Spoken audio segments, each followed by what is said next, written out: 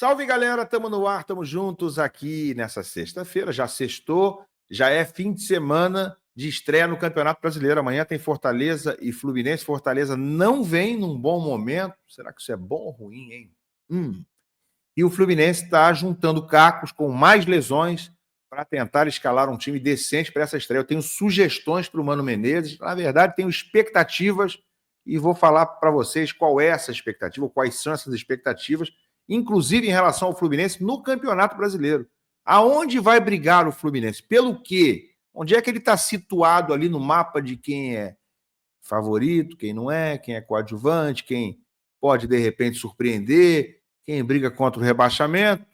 Onde é que vai brigar o Fluminense? Pelo quê, hein? Vem comigo.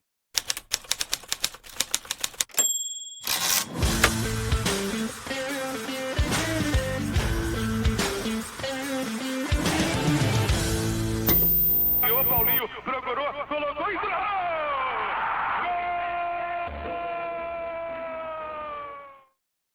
Tapete Grená para você aqui no canal Ilan FC. Se você ainda não é um dos mais de 61 mil inscritos, seja, é de graça, clica aí embaixo no botão da inscrição e também no like, é tudo 0800 e me ajuda muito aqui no meu trabalho. Gente, Fortaleza vem em crise para enfrentar o Fluminense, tá? Perdeu do CRB na Copa do Nordeste em casa e nos últimos 4 jogos são 3 derrotas e 1 empate, perdeu o Campeonato Cearense. A galera está protestando contra o Vojvoda, quem diria, hein? Chegou o dia em que o Vojvoda está sendo contestado no Fortaleza, está lá um tempão, já recebeu vários convites de times grandes do Brasil, nunca aceitou, e parte da galera do Fortaleza está pedindo a saída do Vojvoda. O Fortaleza está classificado para as quartas de final da Copa do Nordeste, mas, repito, vem num momento de crise contra o Fluminense. O que eu acho disso? Acho ruim.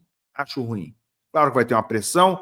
Claro que se o Fluminense fizer um gol na frente, aí pode desmoronar o Fortaleza, toda a tensão envolvendo pressão de torcida, cobrança, isso vai acabar, às vezes, favorecendo ao time visitante que está lá, se estiver fazendo um jogo tranquilo o Fluminense, mas é uma partida difícil. Fortaleza, obviamente, cresceu muito de estatura nos últimos anos no futebol brasileiro, tem dado trabalho ao Fluminense, empatou no Maracanã, com o Fluminense tendo muita dificuldade no fim do Campeonato Brasileiro do ano passado, então é um jogo muito difícil já na estreia. Agora, o lado do Fortaleza estar mal pode ser uma ajuda, mas ao mesmo tempo pode ser o jogo da superação.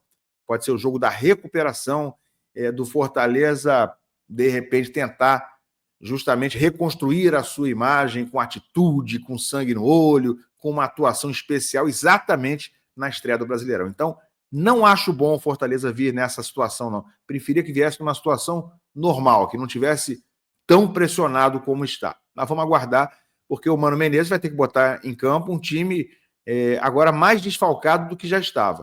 O Fluminense já estava sem Riquelme e Felipe, sem Isaac, os jogadores que são opções para esse time tricolor. O Ganso já está fora há algum tempo, está voltando agora, está na fase de transição já para os treinamentos com bola. Renato Augusto está começando a treinar de novo também, mas esses dois aí, cara, o Ganso vai voltar antes, claro. Está se falando em segunda rodada do Brasileirão. Não acredito que o Ganso vai jogar a segunda rodada semana que vem contra o Bragantino, no Maracanã. O cara ficou mais de 2 meses parado, sem treinar. Não tem como, ainda mais o Ganso, recuperar a forma física em tão pouco tempo. Eu não acredito de jeito nenhum que a gente vai ver o Ganso em campo, ficar no banco ali para enfeitar, sei lá. Mas em campo, não acredito que a gente veja o Ganso antes da 3ª ou 4ª rodada desse Brasileirão. Tomara que ele volte amanhã, mas não acredito. Não faz sentido tão rapidamente, em 10 dias, que ele esteja apto a voltar, 10, 15 dias. Depois de tanto tempo parado. Seria até uma temeridade. Mas volta logo, Ganso. O Fluminense está precisando de você. Renato Augusto, amigo, eu nem conto mais. Em forma não dá para contar. Imagina ele agora voltando, num período pós-cirurgia. Vai demorar. Né? Renato Augusto é coisa para maio, junho, para dezembro. Vai saber. Então, gente, o Mano vai ter que montar esse quebra-cabeça. Ele tem um elenco que hoje tem novas opções, alternativas. Tem o Lescano, que é jogador exatamente para essa posição de meio campo.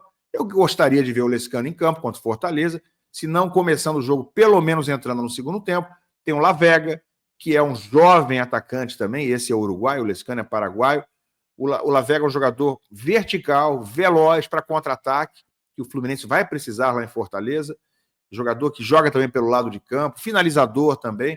Então gostaria muito de ver esses dois jogadores, ainda que seja numa parte do jogo contra o Fortaleza. Nenhum dos dois ainda estreou e são ótimas novidades ou muito promissoras dentro dessa janela de contratações do Fluminense de 2025. Acho que está todo mundo curioso e ansioso para ver esses dois em campo. O Mano vai ter que montar o time sem o Otávio, que agora é o mais novo contundido do elenco do Fluminense. Infelizmente, uma contusão que parece ser bastante séria, segundo o Diogo Dantas, do Jornal o Globo, é uma ruptura do tendão de Aquiles. Isso não está confirmado ainda oficialmente, mas se estiver, ele pode ficar fora de toda a temporada de 2025, o que seria absolutamente incrível, né, gente? Imaginar isso, incrível na forma negativa de dizer. Acabou de chegar, estava jogando inteiraço alguns jogos do Carioca, da Copa do Brasil, não foi bem na final do Campeonato Carioca, mas deu até uma boa primeira impressão no início, e é um jogador muito forte fisicamente, e sozinho no treinamento, sem bola, teria sofrido essa lesão da ruptura do tendão de Aquiles. Tomara que não seja, mas temo que a lesão seja com essa gravidade sim, e se for, que ele se recupere o mais rápido possível. E o Mano vai ter que escalar, vai ter que improvisar talvez ali. Ou ele vai com o Bernal, que é o único hoje especialista possível da gente imaginar como sendo o titular do Fluminense. Se não for com o Bernal, ele pode ir com o Martinelli como primeiro homem de meio campo, como primeiro volante, botar o Hércules como segundo volante. Tem a opção do Nonato, tem a opção de Lima, tem o Lescano, que eu citei aqui. Vai ter que criar um novo meio campo agora com a ausência do Otávio, o técnico Mano Menezes. Mas, gente, onde se situa o Fluminense nesse Campeonato Brasileiro? Afinal, ele vai brigar onde? Em que parte da tabela e pelo quê? O Globo Esporte fez um levantamento, né, opinativo, inclusive envolvendo a opinião do público, dos próprios jornalistas do site, de onde estão os clubes, os 20 clubes da Série A do Campeonato Brasileiro, nessa briga ali no campeonato desse ano. Eu vou mostrar para vocês, então, como é que está esse guia do Brasileirão do GE e vou dar a minha opinião. Vou mostrar a opinião do GE, do público e a minha opinião do local, né, da faixa onde briga o Fluminense. Isso aqui é a opinião do GE. O Flamengo está no topo, tem uma pontuação aqui do lado, né, que indica quem está mais à frente no ranking, como candidato a alguma coisa no Brasileiro. O Flamengo tem 54 pontos no ranking do GE, Palmeiras 50. Isso aqui, cara, envolve, tá, nessa avaliação deles, elenco, momento, finanças, retrospecto e jogos em casa. Né? Qual é o desempenho desses times nos jogos em casa. Então o Flamengo está lá no topo, 54 pontos. Eu concordo. Tá? Já vou adiantar aqui. Palmeiras é o segundo com 50. Palmeiras que foi vice-campeão paulista ontem à noite. Não fez nenhum dos dois jogos com boas atuações. Palmeiras vem realmente numa queda, já bastante acentuada. Há protestos, inclusive, contra o Abel Ferreira. Aí, esses dois, para o GE, são os dois candidatos ao título, só esses dois. Depois vem Internacional, Atlético Mineiro, Botafogo, Corinthians, São Paulo e Bahia. Esses todos aqui eles consideram que são times que podem surpreender, são esses que você está vendo na tela. Abaixo deles estão os times que são coadjuvantes, são candidatos a coadjuvantes apenas. Cruzeiro, Fluminense, Fortaleza, Grêmio, Santos e Vasco. São esses os candidatos a coadjuvantes do GE. E os que vão brigar por rebaixamento, segundo eles, Bragantino, ou contra o rebaixamento, Bragantino, Sport, Ceará, Vitória, Juventude e Mirassol. Eu não concordo com tudo que está aqui, não. Vou mostrar minha opinião já já. Mas antes, vou mostrar para vocês a avaliação do público, tá? Do público é essa aqui. O público está de acordo com o GE. Só Flamengo e Palmeiras são candidatos ao título. Eu discordo, já vou mostrar a minha aqui. Podem surpreender Botafogo, Corinthians, São Paulo, Atlético Mineiro e Inter. Discordo, vou mostrar também os meus que podem surpreender. Candidatos a coadjuvantes, segundo o público, Bahia, Fluminense, Santos, Cruzeiro, Grêmio e Fortaleza. Ou seja, o Fluminense está ali no meio de tabela, marola. Eu concordo parcialmente. Vou explicar por quê. E risco de Z4 para o público do GE, eles discordam, eles enfiaram aqui o Vasco no risco de Z4. Já o GE, não. Né?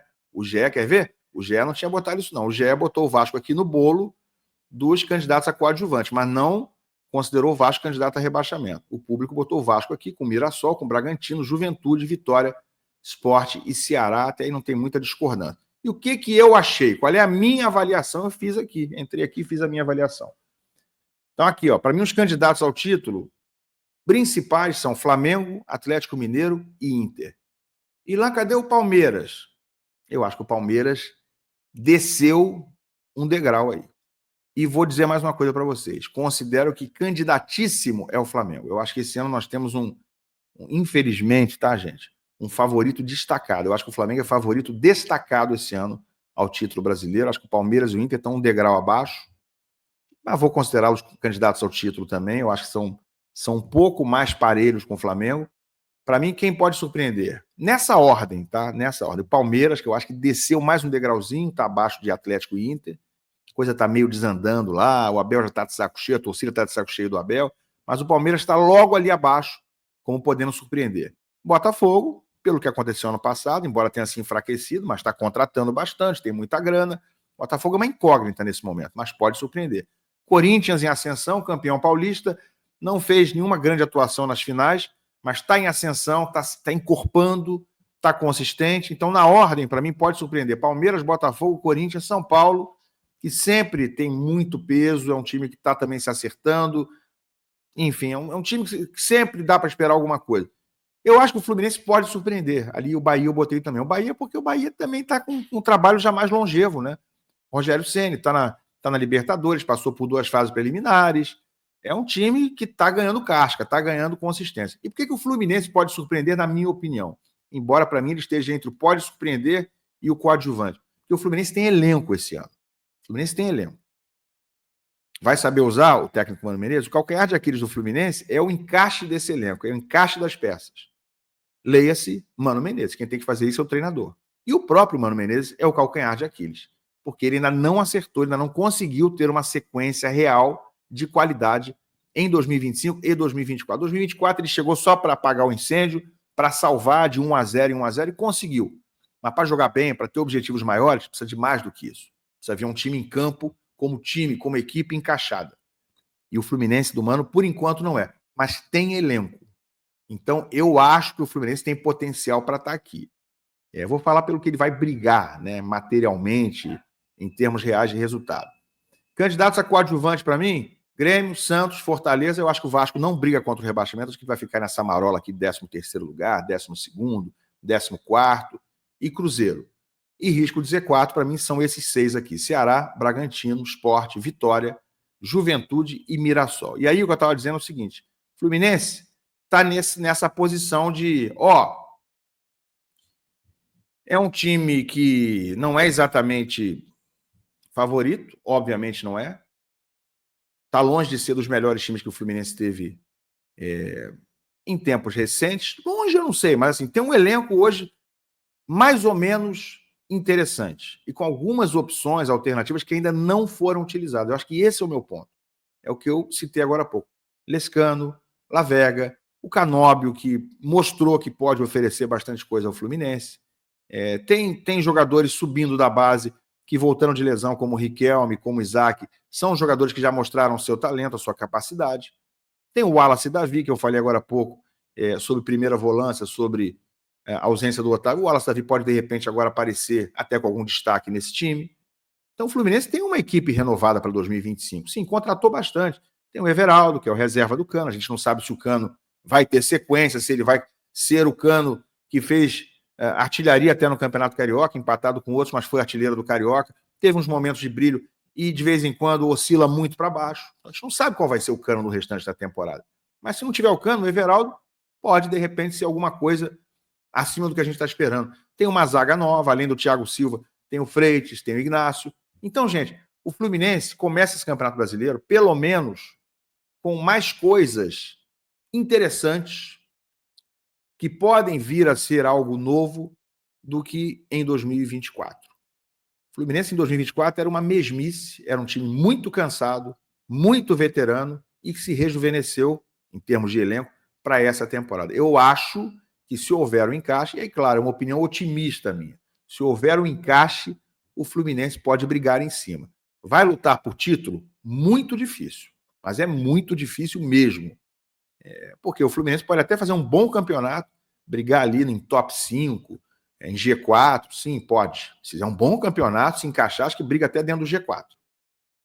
Mas depende de encaixar. Mas brigar pelo título, eu acho muito difícil fugir de Flamengo, uma possibilidade, na minha opinião, hoje maior para Internacional e Atlético Mineiro, que são times que estão, nesse momento, já muito mais encaixados que o Fluminense, já começam voando o brasileiro. O Fluminense vai ter que se acertar durante o campeonato. Começa em baixa, começa desacreditado, mas, na minha opinião, tem potencial. Briga pelo quê, teoricamente? Eu acho que a briga do Fluminense, teórica, antes de começar o Brasileiro, é por vaga na Libertadores. É por pré-Libertadores e, sendo bastante otimista, vaga direta.